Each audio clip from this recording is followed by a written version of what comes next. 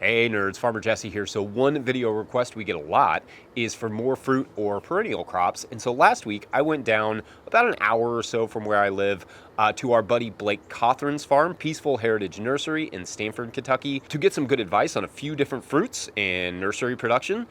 In this video, we're going to discuss propagating one of my absolute favorite fruits, the mighty fig. Figs are considered a slightly warmer climate crop, almost tropical, than we have here in central Kentucky. But Blake discusses not just how they grow and sell the plants there at Peaceful Heritage, but how he keeps the plants alive over winter, and also some of the production details about producing in high tunnels and just production in general. I have personally been wanting to dedicate a little tunnel space to figs, so this was a bit of a personal journey for me as well. And I hope you get as much from it as I did. Also, Blake is the author of a couple books on fruit production and is coming out with a new one soon on small-scale organic nursery production. So yeah, I will make sure to put all the links for all of that in the show notes. Otherwise, let's get to it with Blake Cothran of Peaceful Heritage Nursery.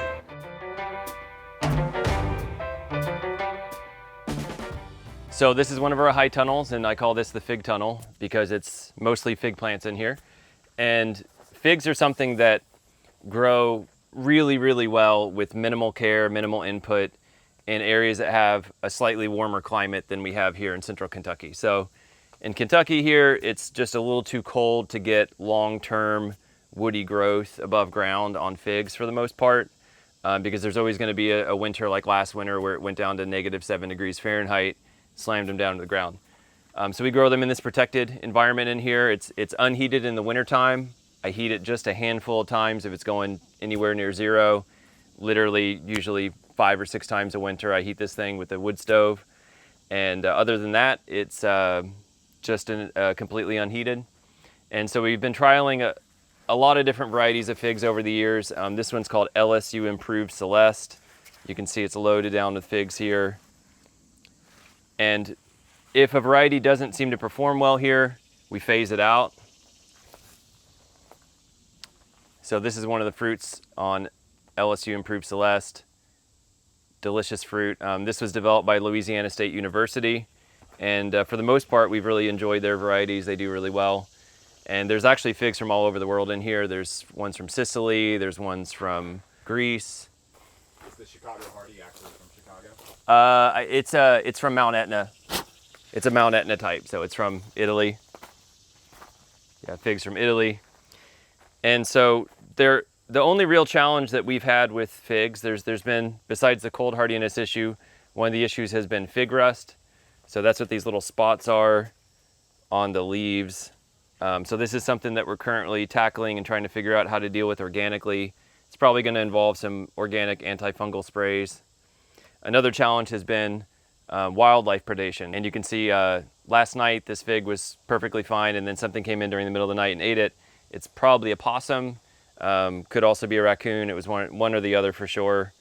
And so one thing that we found is necessary on the farm here to protect from wildlife is trapping animals. And we do live trapping. They're completely unharmed, and then we release them far, far, far away from the farm. And that seems to be a really good way of dealing with it. So that's just one of the realities of when you're growing organic fruit or non-organic fruit even, that you're going to have a lot of wildlife pressure. I've been training these for years to the Japanese espalier system. And that involves training the branches very low to the ground, just a few inches from the ground. And the benefits of that are that when the branches are low to the ground, there is some insulative effect from the ground, because here in Kentucky at least, the ground isn't really free solid, and so it's always releasing a little bit of heat, and it does protect whatever is extremely close to the ground. And so we found that having the branches down low to the ground helps a whole lot. And then we also come in here after all the leaves have fallen down, we cut down all these fruiting shoots down to just a couple of buds. We cover the whole thing with sheets of cardboard and then about 3 or 4 layers of row cover. So we'll use like Agribon or whatever row cover, and then we seal up the tunnel, we close it up, seal it up pretty tight, and the figs get through the winter no problem like that. And so all these shoots that you're seeing, this is all growth from this season. All these were just a single bud, and now they're 6, 7, 8 foot tall shoots. So this just shows you how extremely vigorous fig trees are, that all these branches that are going up here, hitting the ceiling, some of them are even hitting the ceiling like that, that's all just growth from this year. And these are the fruiting branches, that's what gets fruit, that's what you see here. And I'm convinced that these could be an excellent niche market for market growers in Kentucky and similar regions. Figs are a very high value crop. They're relatively easy to grow. You could put them in a clamshell, take them to the farmer's market, maybe market them at fancy restaurants, gourmet grocery stores, co-ops, things like that. They would really sell. And I've run the numbers on it, and you can definitely sell thousands of dollars in fruit from just a small high tunnel like this every year with minimal effort, no replanting.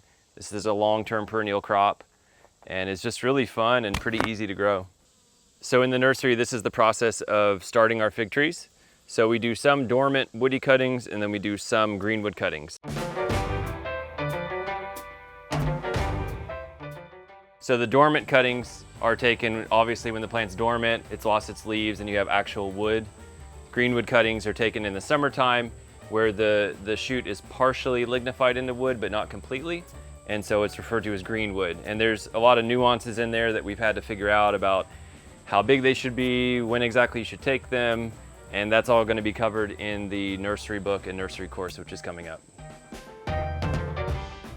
So this is an example of a greenwood cutting, and we use these special 10-inch tree pots, and they're all square pots, which is a major part of our strategy.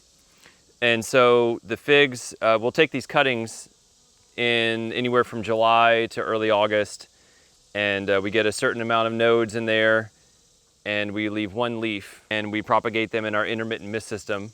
And so this will grow a root system this year, and not much else, maybe a short shoot like this. That's about all it'll do this year. And we'll overwinter this. Next year, it'll resume growing.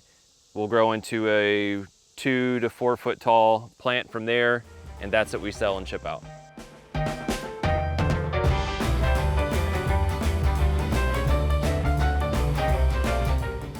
So figs are really easy to propagate, and we do a lot of other propagation in the intermittent Misc system as well. Mulberries, gumi, grapes, aronias, a few other miscellaneous things we're trialing also. So this is one that's been grown from a dormant cutting. It's been growing in here since about early April, so it's put on a substantial amount of growth. You can see the wood is turning brown, which means it's lignifying, and so dormant cuttings work great also. And we have these on a Misc system, so these misters go off 2 to 3 times a day. We have it all on timers, and this is great for doing the cuttings. So if the plants are a little bit bigger and they have more leaf, we notice that they actually start to shed the water from the Misc system, and that's not good because then they weren't getting enough water. So we have all these plants on individual spike irrigation like this. Irrigation is an essential part of the process, and these are these spikes, and this was drip irrigation that was developed in Israel, and so it drips down the water directly down here into the root zone. So there's almost no evaporation of water, and we try to water minimally so that there's no wastage. And the wastage would be water running off the bottom, which always happens a little bit, but we try to minimize that. So when the plants are too big for the Misc system, we put them in here, we put them on spikes, and that delivers water directly where it's needed. We also run fertigation through here. So we'll run water-soluble fertilizers through the Misc system and the spikes, and this drips the fertilizer right down there into the root zone. And we've seen really, really good results with that.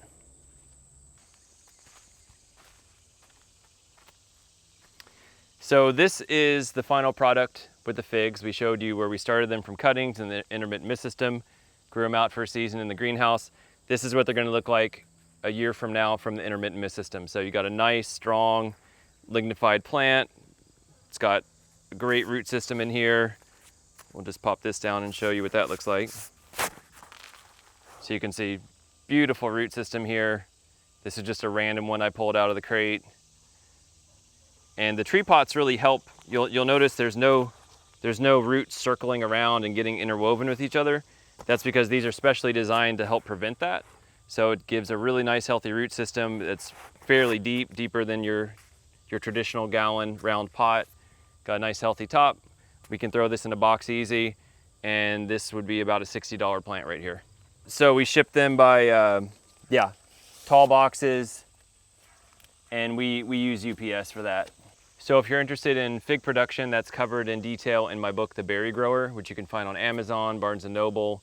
I have an entire chapter on figs. I talk about the Japanese espalier system, how to train them, the best varieties for the eastern US and the western US. So a lot of that's covered in detail.